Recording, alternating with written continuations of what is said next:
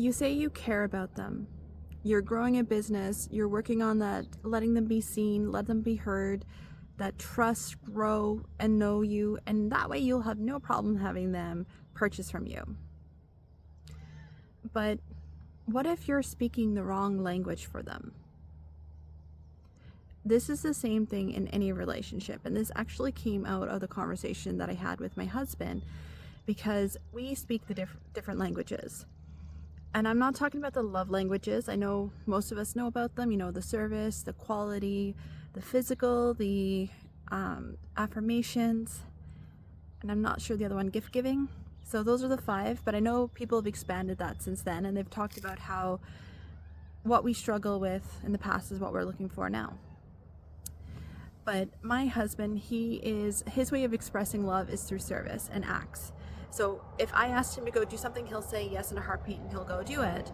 But if I ask him if he likes me, if I ask him what he thinks of me, if he thinks I'm pretty, then he chokes up. He has no words to give to me. He can't even say yes if he likes me or not, because he struggles with being able to do that.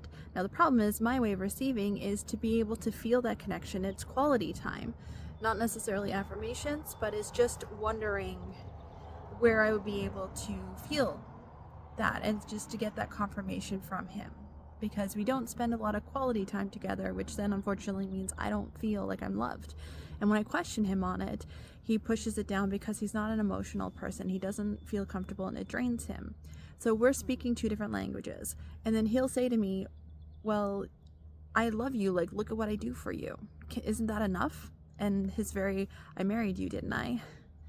So I had to learn that I can't change him, so I'm not going to be able to get him and expect him to do the language that I need. But it made me reflect on everything else that I do in my life. Are there other moments where I am not speaking the language of the people around me?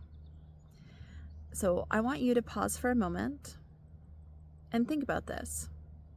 We want our clients, we want the potential people we want to work with to feel seen and heard and understood. But what if for them, that means accountability twice a day? What if someone else, that means just checking in at the end of the week to see how they're doing? What if for another person it's a mid-week check-in and just keep them going on the right path? For every single person, the way that they need to feel seen, heard, and understood is different. So you can't take one that you do for one person and put it as a cookie cutter to everybody else. In order to do it right, you have to learn the individual people that you're working with.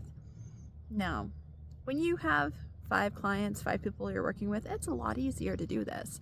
But if you're talking about hundreds of people, it gets a lot more complicated and confusing on knowing how to do it. But that's where this is the human code, and not treating people like numbers.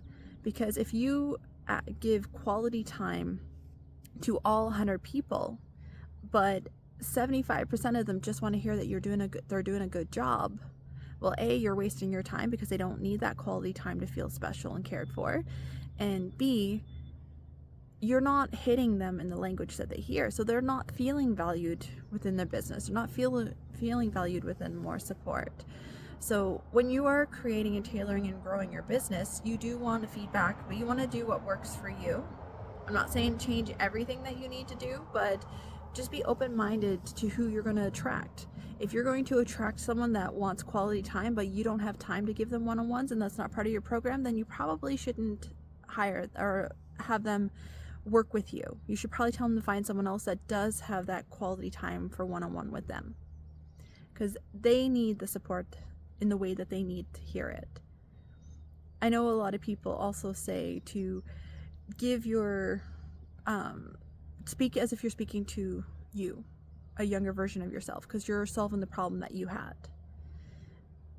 But if you're using the words that resonate with you, again, be aware of who it's going to come back to, because if those people can't hear the same words that you hear, they're not going to see seen, understood, or validated. So you have to work to make sure that you are knowing exactly who you're speaking to, what way they feel connected, they feel understood, and then speak to them in that part of it. So that's the action for you today. Reflect on any of your relationships, your business, any prospects or clients that you're hoping to get or that you've been working on and you might have been having a bit of that struggle, and find out, are you actually speaking the language that they understand and that they listen to, or are you speaking the one that you know?